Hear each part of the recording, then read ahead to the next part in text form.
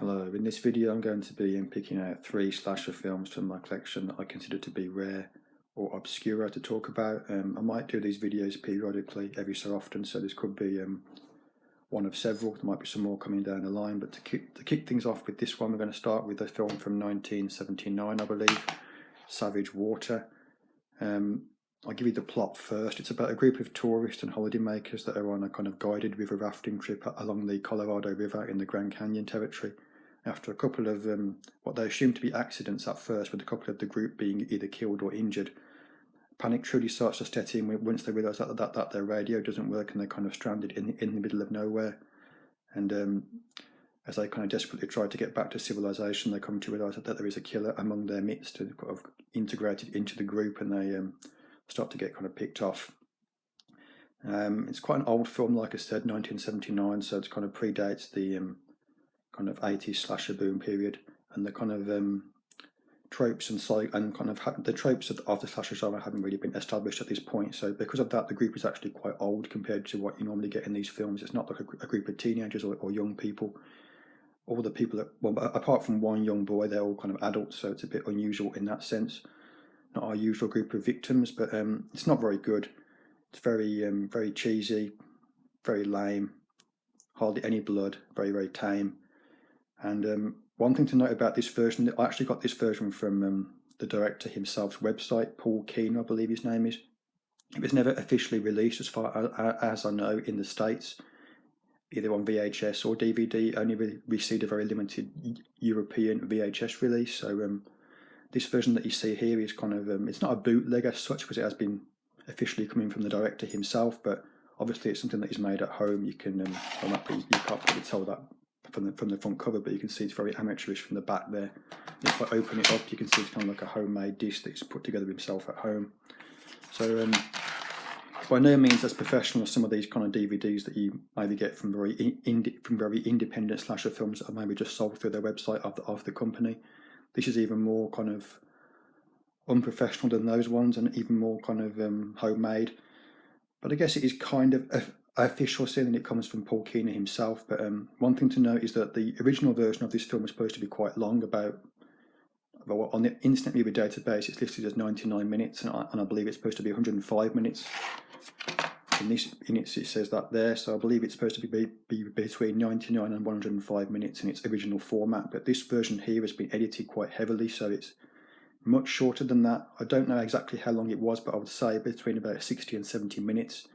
So it's quite significantly shorter than what it was originally supposed to be. And I think this has actually been edited by Paul Keane himself, but I think he's been a bit too cavalier with it, and he's actually cut a bit too much, because it seems to be missing some of the important character development. So he's been a bit too heavy-handed there, I think, with the editing. But the one good thing about this shortened version is that it does cut out all the waffle. It's like I say, one of the main criticisms of this film is that it's supposed to be kind of too long-winded and too boring, with a lot of like silly comedy bits that didn't really go anywhere or add too much. So it has cut out some of that, but in doing so, it's also cut out some perhaps not pivotal, but kind of fairly important plot moments and kind of like character development bits. But it's not very good. It's really bad, actually. I wouldn't recommend it, but it's kind of an interesting one, especially since it was never released even on VHS in the States, so it's certainly an oddity.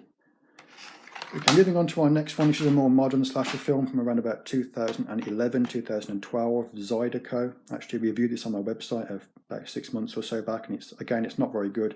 I gave it a 2 out of 10, so you can tell from that I didn't like it. But I guess that will be the case with most of the films that I show in these videos. They're obscure for a reason, because they're not very good, so, for the most part. So that's going to be a common theme. But the plot for this one is that you've basically got two girls who are kind of on a drive through Louisiana, and they get lost, and they stop off in this kind of small town to get directions. And whilst they're there, they visit a voodoo shop, and they end up upsetting the owner, and which prompts her to kind of unleash this kind of monster on the two girls called the Zydeco, kind of like a hulking, shambling Jason Voorhees type with kind of like dreadlocks. He's got quite a cool look to him, actually, which is one of the best things about the film. The killer kind of looks really good, but for such a low budget thing. But anyway, interspersed with this, we've got kind of footage from Chicago of a young man that's trying to find his sister, who also transpires has been a victim of this Zydeco in Louisiana, and he's trying to kind of do like a private investigator thing to find her.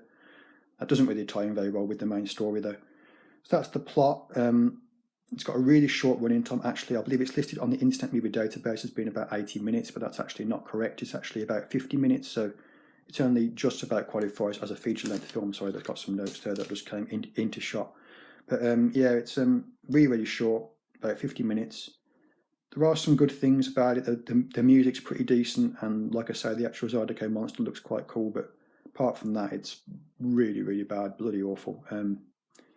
Pretty terrible. Wouldn't recommend it, but certainly a rare one. It's fairly hard to find. You can still find the odd copy on Amazon, but it's not very common. It's got some special features though on the disc, so that's something at least. But yeah, not very good. Wouldn't recommend it. Which moves us on to our final film for this video, which is 1991's Haunted Ween. This is a 20th anniversary edition, which is signed by Doug Robertson, the director and writer. I bought this off eBay, where it was billed as being the only copy of this 20th anniversary edition ever released. Whether that's true or not, I don't know. But I don't think it's a bootleg, because it does have a lot of extras. You probably can't really pick them out. They're special features, but it does have a lot of them, and they seem like they would be legitimate. So I don't think it's a bootleg, but whether it's really one of a kind, I don't know. Perhaps there are several of these floating about, but certainly in the eBay advert, if it's billed as being a one of a kind.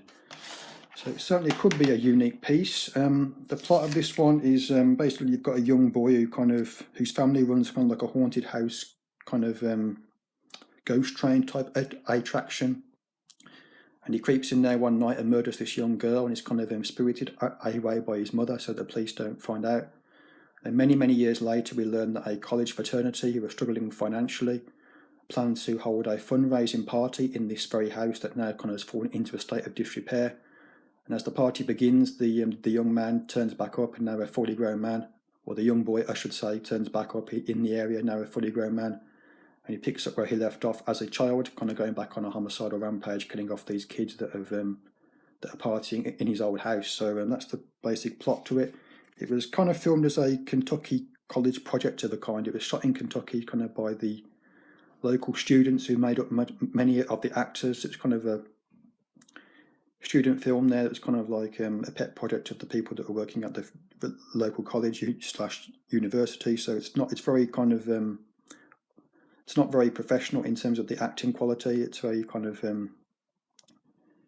amateur, and that does kind of give it a charm though, so it's not too bad. But it's certainly probably the best of the three that I've shown in this video. It's probably the most watchable. It's quite entertaining in places. It's very cheesy, almost to the point of being embarrassing at times. But it's quite fun in places too. It's probably the like I say, the best of these three, the best of a bad bunch here. Yeah, not too bad. I don't know if I'd actually recommend it, but it's not bad. So maybe you'd like it if you kind of prefer the 80s slashers. It's very much got that vibe to it. So you might enjoy it, but it's not. Don't expect anything too great. But there you go. It's quite an interesting one, seeing that it could potentially be a one of a kind piece as well. So thanks for watching. I'll probably do more of these videos in the future, and goodbye.